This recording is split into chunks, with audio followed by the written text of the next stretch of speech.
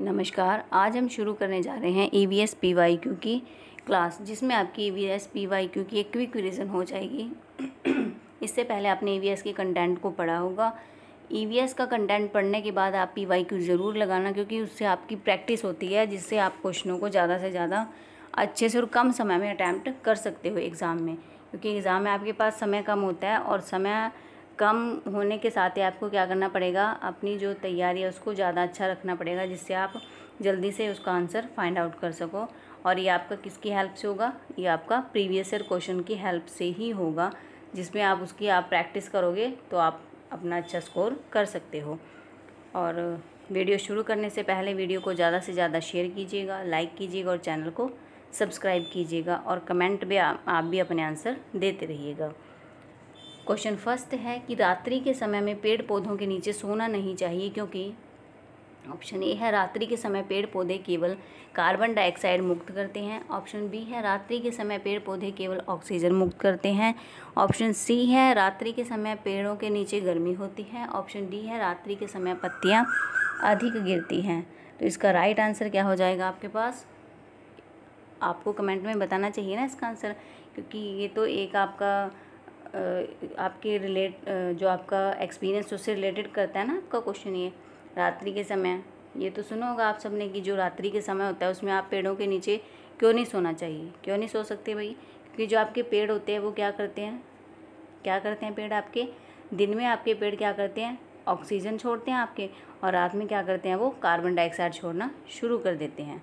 ठीक है। और रात को, और मनुष्य तो 24 घंटे ही कार्बन डाइऑक्साइड का भंडार है, वो तो कार्बन डाइऑक्साइड को रिलीज़ कर रहे हैं। तो इसलिए आपका आंसर क्या हो जाएगा? ऑप्शन ए कि रात्रि के समय पेड़ पौधे केवल कार्बन डाइऑक्साइड मुक्त करते हैं, वो कार्बन डाइऑक्साइड को छोड़ते हैं। तो अगर आप कार्बन डाइऑक्साइड रिलीज़ कर रहे हो और उसको वहाँ पेड़ के नीचे पड़ के एब्जॉर्ब करोगे, तो फिर क्या होगा, ये आपके लिए नुकसानदायक हो जाएगा। इसलिए रात के समय पेड़ों के नीचे नहीं सोना चाहिए। अच्छा, कमेंट में ये बताना कि क्या सारे ही जो पेड़ होते हैं वो रात को कार्बन डाइऑक्साइड रिलीज़ करते हैं, आपकी CO2 को रिलीज़ करते हैं आपकी? कमेंट में नाम बताना कि कौन से ऐसे पौधे हैं आपके जो आपके रात को भी ऑक्सीजन देते हैं। नेक्स्ट क्वेश्चन है, रीना महसूस करती है कि हाल ही में उसका शारीरिक गतिविधियां बढ़ गई हैं और तदनुसार उसके शरीर की पोषणीय आवश्यकताएं भी बढ़ गई हैं। निम्नलिखित खाद्य समूह में से कौन सा समूह से अपनी शरीर की वर्तमान आहार संबंधी आवश्यकताओं को पूरा करने के लिए शामिल करना चाहिए? ऑप्शन ए है अम्लीय फल, केला, मछली। बी है अम्लीय फल, मटर, नट्स। ऑप्शन सी है अनाज, केला, मक्खन। ऑप्शन डी है फलियां, दालें, मछली। इसका राइट आंसर क्या हो जाएगा आपके पास? ऑप्शन सी इसका राइट आंसर हो जाएगा, अनाज, केला और मक्खन। इनसे क्या करेगी, वो अपने शरीर की वर्तमान आहार संबंधी आवश्यकताओं को पूरा करेगी। ये सारी चीज़ें आपके लिए उचित मात्रा में ज़रूरी हैं। नेक्स्ट क्वेश्चन है, एक शिक्षिका कक्षा में खाद्य भंडारण हेतु कुछ बिंदु श्याम पट पर लिखती है। ये जो है शिक्षिका ने ये बिंदु लिखे, इनको पढ़ते हैं कि इन पदार्थों को नमी से दूर रखना चाहिए। फिर है इन पदार्थों को बंद डिब्बे में रखना चाहिए। फिर है इन पदार्थों को साफ स्थान पर रखना चाहिए, जिससे कि कीड़े मकोड़े तथा चूहों से इनकी रक्षा की जा सके। शिक्षिका यहाँ पर किस पदार्थ के भंडारण के विषय में शिक्षकों जो विद्यार्थी हैं उनको समझा रही है? ऑप्शन ए है सब्जियों को। ऑप्शन बी है दूध को। ऑप्शन सी है गुड़ को। और ऑप्शन डी है आपका मांस को। तो इसमें शिक्षिका किसके लिए बता रही है आपको? अब किसमें, सब्जियों में अगर आपके कीड़े होंगे तो वो रखी हुई में नहीं होंगे ना, वो जो आपकी पेड़ पर लगे होते हैं वो कई बार उसमें भी आपके कीड़े निकल जाते हैं। ठीक है। और दूध में तो आपके बैक्टीरिया तब होंगे जब आप उसको लंबे टाइम तक रखोगे, और दूध को आप लंबे टाइम तक नहीं रख सकते। उसके बाद आपका मांस, ये तो वैसे ही आपका ख़राब हो जाता है। फिर आपका आता है इसमें गुड़।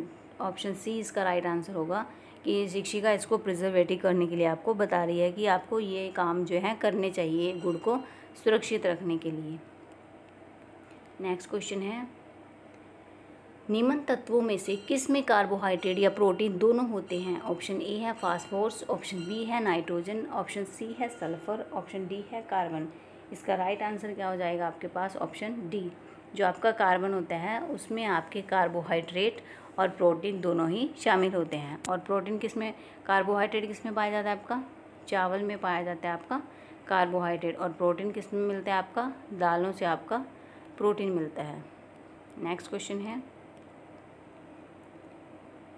साल, सागौन, बांस तथा शीशम किस बायोम के वृक्ष हैं? ऑप्शन ए है मानसूनी बायोम, ऑप्शन बी है रूम सागरीय बायोम, ऑप्शन सी है विषुवत-रेखीय वन बायोम, ऑप्शन डी है मानसूनी सदाबहारी।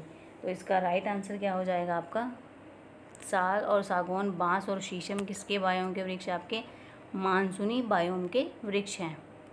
नेक्स्ट क्वेश्चन है, एक शिक्षक अपनी कक्षा में एक शिक्षार्थी को मरुस्थलीय पौधों की 3 विशेषताएं लिखने को कहता है। शिक्षार्थी इन 3 पौधों की विशेषताएं निम्न प्रकार से लिखता है। ऑप्शन ए है, इन पौधों की पत्तियां बहुत छोटी या अनुपस्थित होती हैं, जो आपका मरुस्थलीय पौधा है। फिर बी है, इनका तना कठोर होता है। सी है, इन पौधों पर कांटे पाए जाते हैं। तो शिक्षार्थी द्वारा लिखी गई विशेषताओं में से कौन सी आपकी विशेषताएं सही हैं? तो इसमें क्या बताएंगे, आपका ए और बी सही थी, बी और सी सही हैं, ए और सी सही हैं, या फिर डी और या आपका ए, बी और सी सही हैं। तो इसमें क्या आ जाएगा आपका, जो आपका मरुस्थलीय पौधा होता है इसमें उसकी पत्तियां भी जो है बहुत छोटी होती हैं और आपकी अनुपस्थित होती हैं, क्योंकि जो आपका मरुस्थलीय स्थान है वहाँ पर पानी की मात्रा कम होती है, जैसे आपका रेगिस्तान हो गया। और इनका जो तना होता है वो कठोर होता है और इनके जो पौधे होते हैं उन पर कांटे पाए जाते हैं। जैसे आपका कैक्टस है, ये मरुस्थलीय पौधा है आपका, मरुस्थल में ही पाया जाता है आपका, ये उसको कम पानी की ज़रूरत पड़ती है। तो ये तीनों आपके पॉइंट क्या हैं, राइट हैं। तो इसका राइट आंसर क्या हो जाएगा आपके पास, ए, बी, सी तीनों सही हो जाएंगे। नेक्स्ट क्वेश्चन है, मानव जीवन के लिए आवश्यक वस्तुओं, गैस, ईंधन आदि की पर्यावरण विषय में सम्मिलित करने का मुख्य कारण है। ऑप्शन ए है संरक्षण के लिए, ऑप्शन बी है उपलब्धता जानने के लिए, ऑप्शन सी है नष्ट करने के लिए, ऑप्शन डी है उपयोग पर रोकथाम करने के लिए। तो इसका राइट आंसर क्या हो जाएगा आपके पास, इसको क्यों शामिल किया गया है आपके ईवीएस में, इसको संरक्षण के लिए, कि इसको कैसे इसका कंजर्वेशन किया जा सके इन वस्तुओं का। नेक्स्ट क्वेश्चन है, नीचे दिए गए घरों के प्रकारों में से उसे चुनिए जिससे भारी वर्षा वाले क्षेत्र के गांव में रहने वाले लोगों को बनाना चाहिए। ये आपका, ये भी इम्पोर्टेंट है आपका पॉइंट्स, जो आपका टॉपिक है घरों वाला, घर से भी आपका रिलेटेड क्वेश्चन आता है। ऑप्शन ए है सपाट छत वाले बांस के घर, ऑप्शन बी है सपाट छत वाले पत्थर के या फिर लकड़ी के घर, ऑप्शन सी है बांस के खंभों पर बने ढालू छत वाले घर, और ऑप्शन डी है मिट्टी और फूस के घर जिनकी ढालू छतें कंटीली झाड़ियों की बनी होती है। कौन सा घर पूछा है इसमें, इस पर भारी वर्षा वाले क्षेत्र के गांव में जहां पर वर्षा ज़्यादा होती है वहां के लोगों को इनको बनाना चाहिए। तो कहाँ के लोगों को बनाना चाहिए इनको, ऑप्शन सी इसका राइट आंसर हो जाएगा, बांस के खंभों पर बने ढालू छत वाले घर। ये आपके कहाँ बनते हैं, बांस के खंभों पर, असम में। और वो असम में घर कैसे बनाते हैं, घरों को 3 से 3.5 फीट जो है ऊपर वो ऊंचा रखते हैं उसको, ताकि बारिश का पानी नीचे से ही निकलता रहे, क्योंकि असम में आपके बहुत ज़्यादा बारिश होती है ना, इसलिए। नेक्स्ट क्वेश्चन आपके पास, उस महिला वेट लिफ्टर का नाम क्या है जिसने अंतर्राष्ट्रीय खेल प्रतियोगिताओं में 29 मेडल जीते हैं?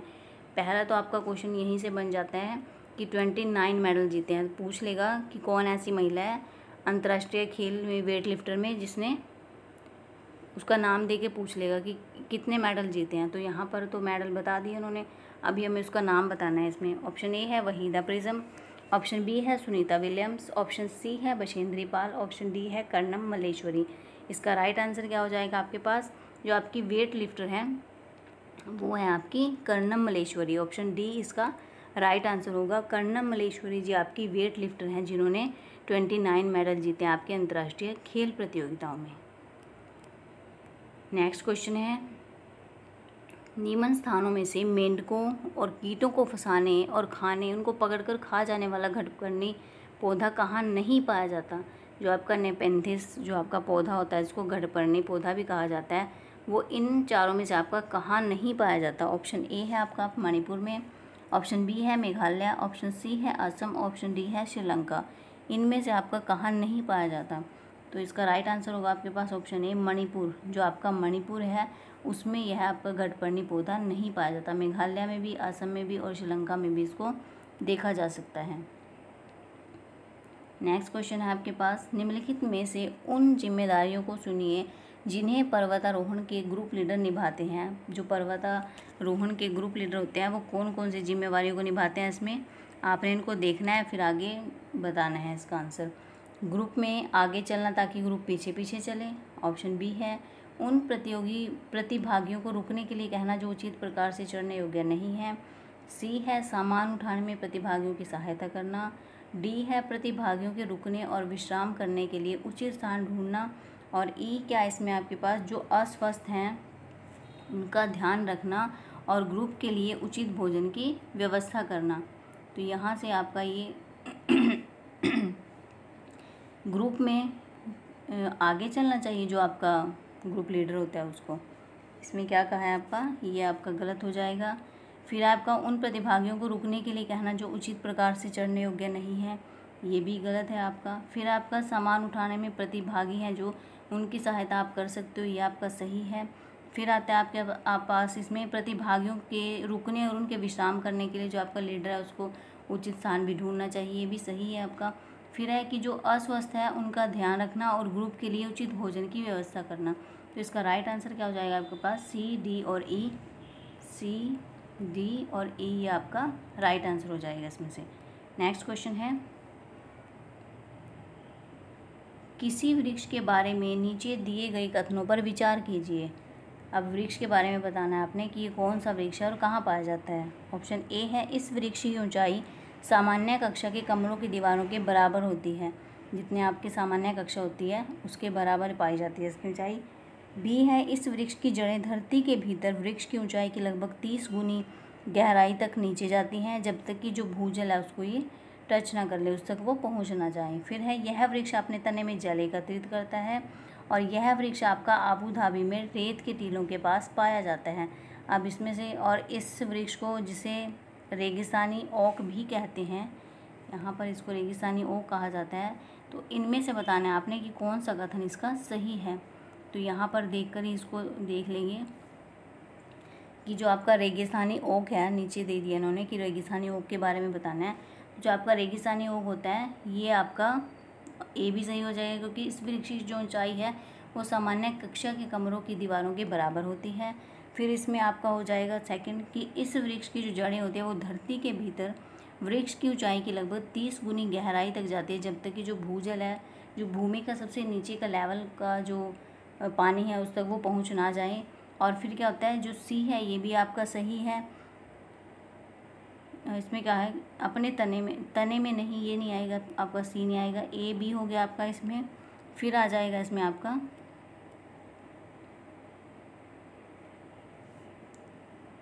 ये आ गया इसका 4। इसमें यह वृक्ष जो है आपका आबू धाबी में रेत के टीलों के पास पाया जाता है, ये आपका सही हो गया इसमें। तो इसका राइट आंसर क्या होगा आपके पास, क्या, अच्छा 1 मिनट भाई, जो आपका ये रेगिस्तानी होगा ये आबू धाबी में नहीं पाया जाता आपका, ये आपका होगा इसका सी वाला कि यह वृक्ष अपने तने में जल एकत्रित करता है क्योंकि फिर वहाँ के लोग क्या करते हैं, पाइप डालकर फिर इस पानी को पीते हैं। तो आपका ए बी सी ये तीनों हो जाएगा इसमें। इसका राइट आंसर क्या हो जाएगा आपके पास, इसमें आ जाएगा आपके पास ए बी और सी, ये आपका राइट आंसर हो जाएगा। नेक्स्ट क्वेश्चन आपके पास, नीचे दिए गए लक्षणों वाले पक्षी का नाम है, क्या नाम है। इन्होंने एक पहेली दी है कि एक पक्षी ऐसा जिसकी दुम पर पैसा, यहाँ पर आएगा जिसकी दुम पर पैसा, सिर से दुम तक दिखे नीला ही नीला सा। तो आपको ये ध्यान आ रहा होगा। और ये क्या है, हमारा नेशनल बर्ड भी है हमारा, ये राष्ट्रीय पक्षी। तो शक्करखोरा ये राष्ट्रीय पक्षी नहीं है हमारा, वीवर पंछी नहीं है हमारा राष्ट्रीय पक्षी, बसंत गोरी नहीं है। ऑप्शन सी इसका राइट आंसर होगा। जो मोर है हमारा वो क्या है, राष्ट्रीय पक्षी भी है और ये उस पर फिट भी बैठता है। नेक्स्ट क्वेश्चन है, कोई एक्सप्रेस ट्रेन नई दिल्ली से मुरादाबाद होकर लखनऊ जाती है। इस मार्ग से होकर नई दिल्ली से लखनऊ की दूरी लगभग 504 किलोमीटर है। यदि यह ट्रेन उस दूरी को 7 घंटे में तय करती है तो ट्रेन की मीटर प्रति सेकंड में औसत चाल क्या होगी। तो आपने क्या निकालना है, इसका औसत चाल निकालनी है इसकी। तो औसत चाल आप कैसे निकालते हो, एवरेज स्पीड का फॉर्मूला क्या होता है आपके पास, जो आपके पास दूरी दी होती है और अपॉन में क्या होता है आपके पास समय, जो है आपके पास टाइम। ये आपका एवरेज स्पीड क्या है, तो दूरी कितने आपके पास 504 और जो आपके पास टाइम है वो 7 है। तो 7 में आपके पास आया 7 7 जा 49 एंड 7 2 जा 14। तो 72 आपका ये किलोमीटर में निकल कर आया है यहाँ पर कि 7 घंटे में तय करती है। तो ट्रेन की अब यहाँ पर मीटर प्रति सेकंड में पूछा है आपका, तो मीटर प्रति सेकंड में आपने क्या करना है, जो आपका 72 निकला है उसको आप मीटर प्रति सेकंड में कैसे बनाएंगे उसका, जब आपको ये यूनिट मीटर प्रति सेकंड में चेंज करनी है तब इसको छोटी यूनिट को ऊपर रखेंगे आप, और जब आपने इसको किलोमीटर में आप इसको करोगे फिर आप इसको बड़ी यूनिट को तब आप इसको बड़ी यूनिट को ऊपर रखोगे, छोटी को नीचे रखोगे आपका। तो यहाँ पर कर लेते हैं इसको 18 4 जा 72 एंड 4 5 जा 20। ये आपका निकल कर आया यहाँ पर 20 मीटर प्रति सेकंड इसका आंसर आया। नेक्स्ट क्वेश्चन है, मच्छरों से फैलने वाले 3 रोगों का समूह है। इसमें आपका 3 रोगों का समूह दिया है जो मच्छरों से फैलता है, ये बताना है आपने। ऑप्शन ए है डेंगू मलेरिया कोविड-19, ऑप्शन बी है चिकनगुनिया डेंगू HIV या एड्स, ऑप्शन सी है malaria dengue chikungunya, option D है कोविड-19 चिकनगुनिया और डेंगू। तो आपका जो मच्छरों से फैलने वाला है वो कौन कौन सा फैलता है मच्छरों से, ऑप्शन सी मलेरिया डेंगू और चिकनगुनिया।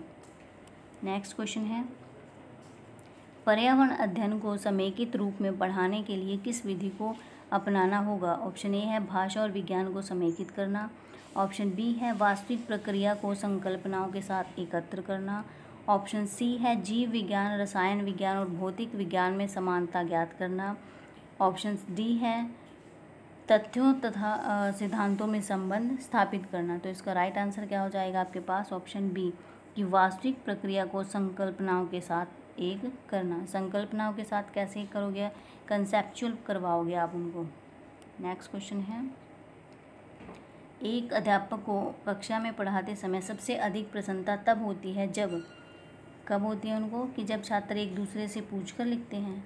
ऑप्शन बी है जब सभी छात्र जब शांत होकर ध्यानपूर्वक उसको सुनते हैं, ऑप्शन सी है ब्लैक बोर्ड पर लिखे को उसको अपनी उत्तर पुस्तिका में वो लिखते हैं, और ऑप्शन डी है शिक्षण के समय प्रश्न पूछते रहते हैं। तो इसका राइट आंसर भी आपका ये होगा ऑप्शन डी कि शिक्षण के समय जब जो छात्र है वो प्रश्न पूछते रहते हैं, क्योंकि उसको तभी अधिक प्रसन्नता क्यों होगी टीचर को, इसलिए होगी अधिक प्रसन्नता, टीचर को लगेगा कि जो टीचर ने उनको पढ़ाया है वो बच्चों से उनकी फीडबैक मिलेगी टीचर को, इसलिए जो टीचर ने पढ़ाया है और बच्चे उसको अच्छे से सुन रहे हैं या बच्चे उसको अच्छे से समझ रहे हैं तो अपनी फीडबैक किसके थ्रू करते हैं, वो प्रश्न पूछकर करते हैं। तो राइट आंसर क्या होगा आपका, ऑप्शन डी कि शिक्षण के समय प्रश्न पूछते रहते हैं। नेक्स्ट क्वेश्चन है आपके पास, पर्यावरण अध्ययन की कक्षा में अवधारणाओं को स्पष्ट करने के लिए कविताओं और कहानियों और कहानी कथन का प्रयोग करना। ऑप्शन ए है बच्चों में विद्यमान भाषिक एवं सांस्कृतिक विविधता को ध्यान में रखता है, ऑप्शन बी है उचित दिशा में बच्चों की ऊर्जा को संकेंद्रित करता है, ऑप्शन सी है पाठ को आनंददायक और रोचक बनाने में मदद करता है, ऑप्शन डी है स्थानीय एवं विश्व स्तर पर संसार की प्रकृति को खोजने और कल्पना करने की योग्यता का विकास करने में मदद करता है। तो इसका राइट आंसर क्या हो जाएगा आपके पास, ऑप्शन डी स्थानीय एवं विश्व स्तर पर संसार की प्रकृति को खोजने और कल्पना करने की योग्यता का विकास करने में मदद करता है। जैसे जो पर्यावरण के आपके कुछ पॉइंट्स है, जैसे आपका मूर्त से अमूर्त की ओर हो गया, मूर्त से अमूर्त हो जाता है आपका, और एक आपका हो जाता है स्थानिक से आपका वैश्विक हो जाता है, ये स्थानिक से वैश्विक हो गया, और एक हो जाता है आपका ज्ञात से अज्ञात की तरफ।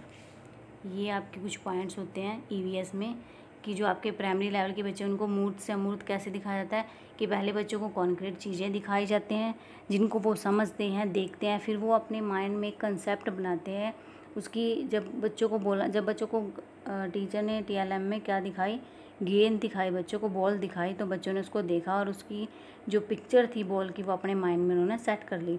तो नेक्स्ट टाइम अगर बच्चों को बॉल नहीं दिखाएंगे, बॉल का नाम भी लेंगे, तो वो पिक्चर क्या होगी उनकी, बच्चे उसको इमेजिन करेंगे पिक्चर को अपने दिमाग में।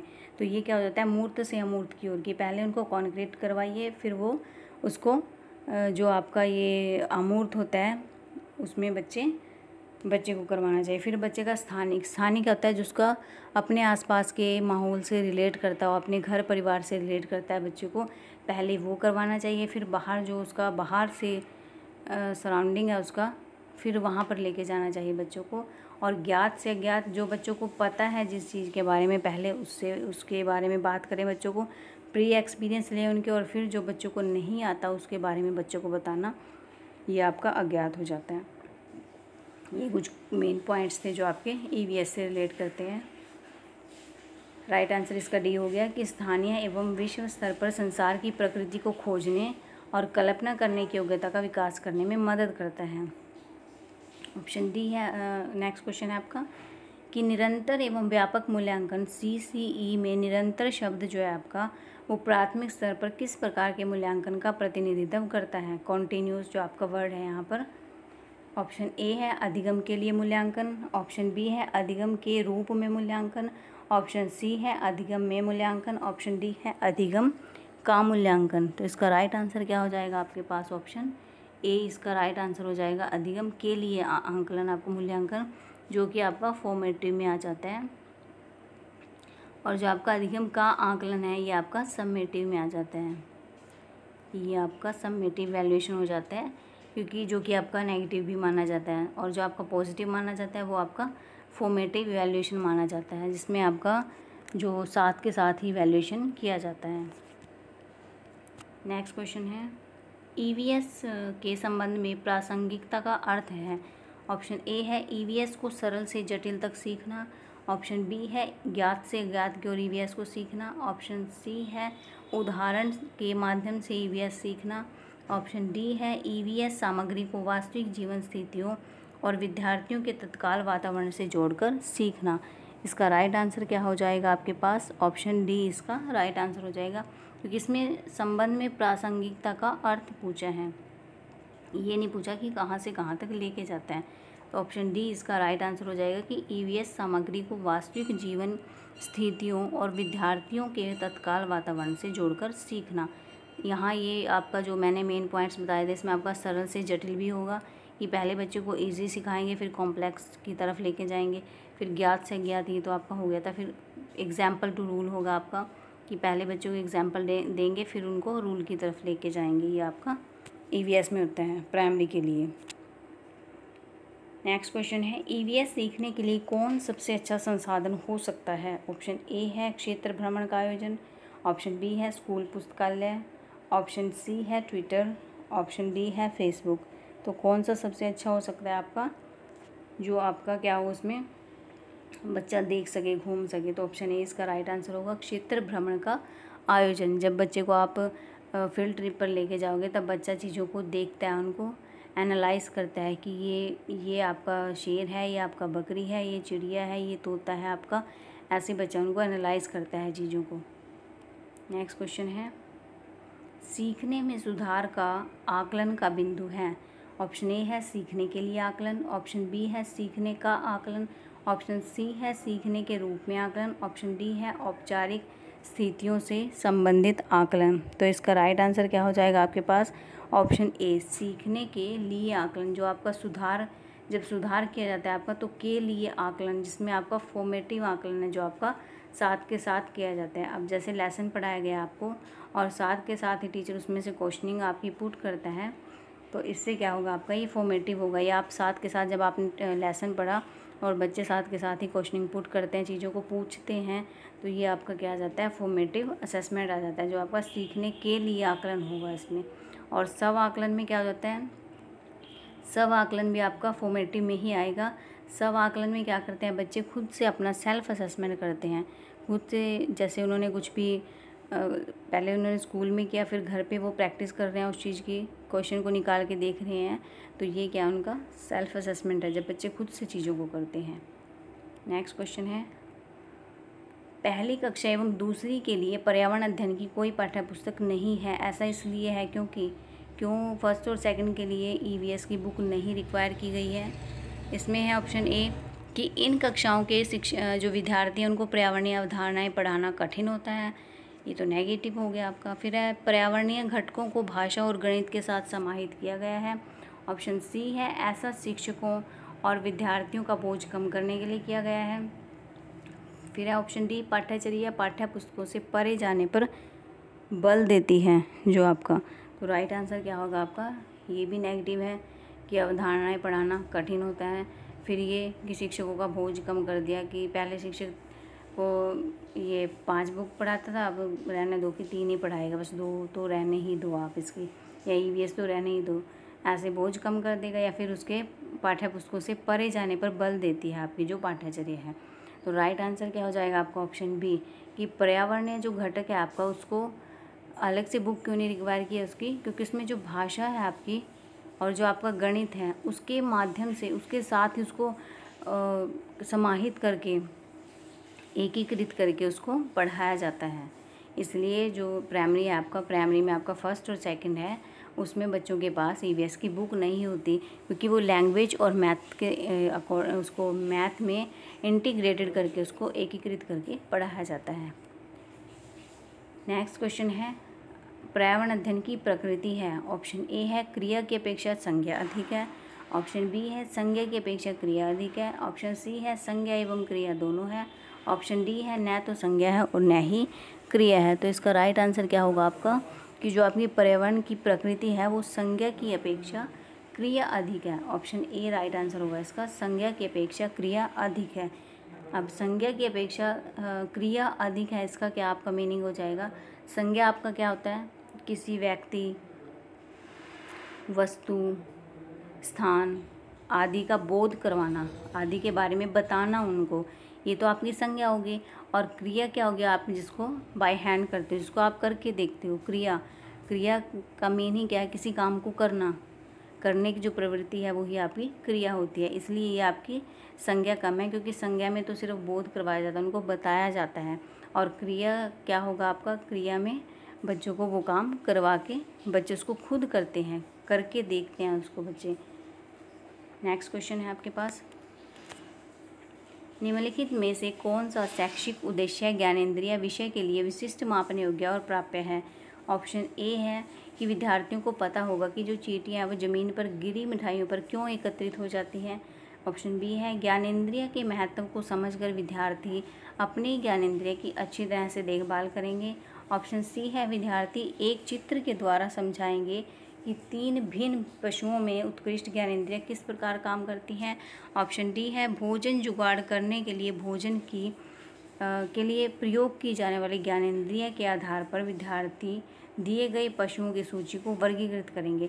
ये सबसे आपका बेस्ट ऑप्शन होगा ऑप्शन डी कि जो भोजन जुगाड़ करने के लिए प्रयोग की जाने वाली ज्ञानेंद्रिय हैं, उनके सेंसर हैं बच्चों के, सेंसरी ऑर्गन हैं बच्चों के, उस पर क्या करेंगे, फिर वो उनकी एक वर्गीकृत सूची बनाएंगे, सूची को वर्गीकृत करेंगे कि जी जैसे आपका कि आपके जैसे गाय हैं, ये आपकी क्या खाती हैं, आपका शेर है ये क्या खाता है, ये ऐसे बच्चे उसको वर्गीकृत करेंगे कि जो आपके शाकाहारी हैं, शाकाहारी आपके ये जानवर आ जाएंगे, मांसाहारी ये आ जाएंगे आपके ये। नेक्स्ट क्वेश्चन है, प्रयोग से हम विशिष्ट निष्कर्ष प्राप्त कर सकते हैं। प्रयोग के उपयोग से विशिष्ट निष्कर्ष प्राप्त करने का निम्नलिखित में से कौन सा सर्वश्रेष्ठ उदाहरण है। ऑप्शन ए है भोजन पचाने में लगने वाला समय ज्ञात करने के लिए सभी विद्यार्थियों को एक समान भोजन खाने को कहना। ऑप्शन बी है कक्षा में विभिन्न स्थानों पर गुड़ के टुकड़े रखकर देखने की अलग अलग स्थान पर चींटियाँ कितने समय में पहुँचती हैं। फिर ऑप्शन सी है कि समझना कि चाय गर्म प्याला ठंडा क्यों हो जाता है, जो चाय का गर्म प्याला होता है जब हम उस पर फूंक मारते हैं।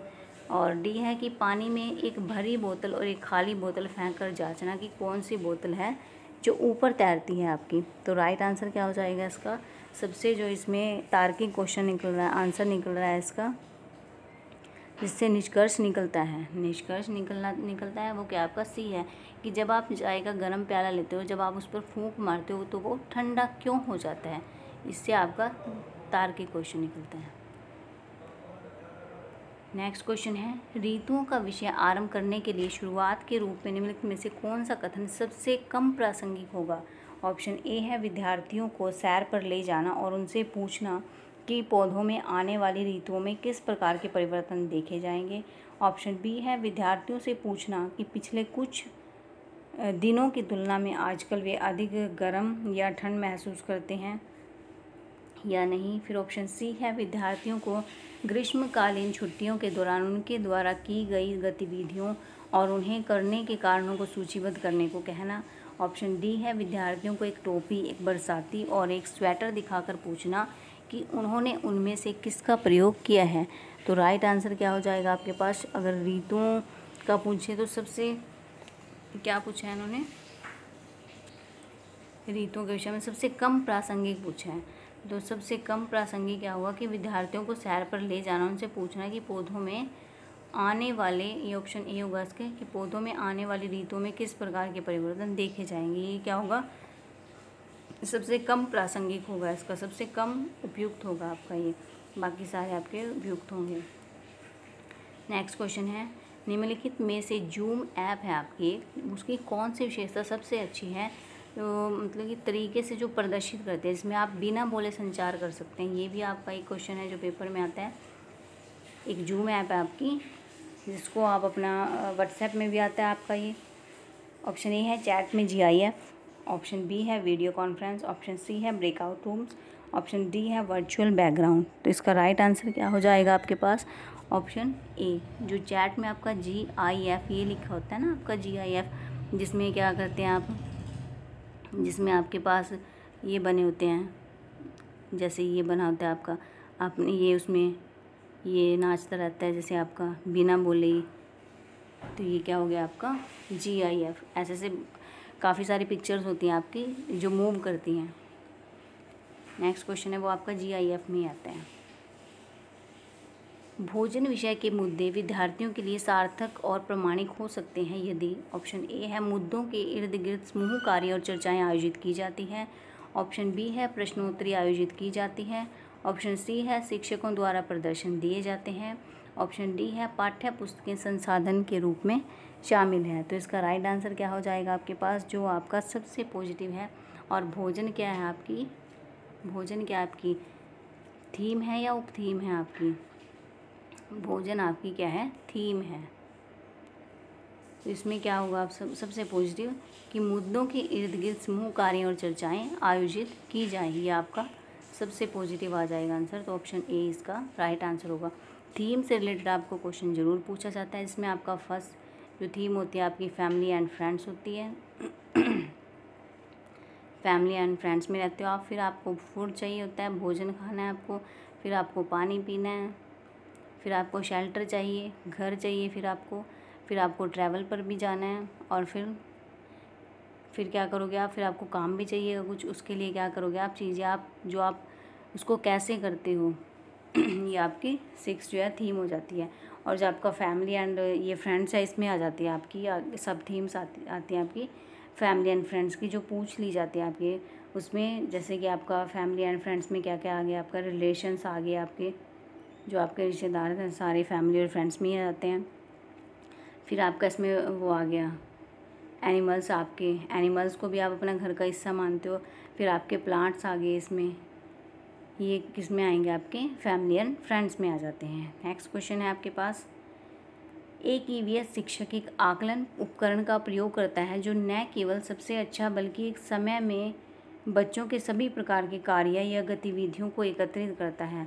शिक्षक उपयोग कर रहा है। ऑप्शन ए है रूब्रिक, ऑप्शन बी है पोर्टफोलियो, ऑप्शन सी है उपाख्यात्मक रिकॉर्ड, ऑप्शन डी है प्रेक्षण पत्रक। इसका राइट आंसर क्या हो जाएगा आपके पास, ऑप्शन बी है जो सबसे पॉजिटिव जाता है कि जो शिक्षक क्या करता है, बच्चे का एक पोर्टफोलियो तैयार करता है जिसमें वो बच्चे के सभी प्रकार के कार्य और उसकी जो गतिविधियाँ, उसकी एक्टिविटी होती है उसको एकत्रित करता है। और फिर ये पोर्टफोलियो जो होता है आपका, जब बच्चा नेक्स्ट क्लास में होता है तो उसके इंचार्ज को वो जो आप पहले वाले जैसे बच्चा 3rd से 4th में गया, जो बच्चे का 3rd क्लास का इंचार्ज है वो उसको 4th क्लास के इंचार्ज को उस रजिस्टर को दे देता है। ये आपका पोर्टफोलियो होता है, क्योंकि इससे नेक्स्ट टीचर को भी पता चल जाता है कि बच्चे की क्या क्या एक्टिविटी रही है और किस में कैसा कैसा उसने रिस्पॉन्स किया है और परफॉर्मेंस रही है बच्चे की।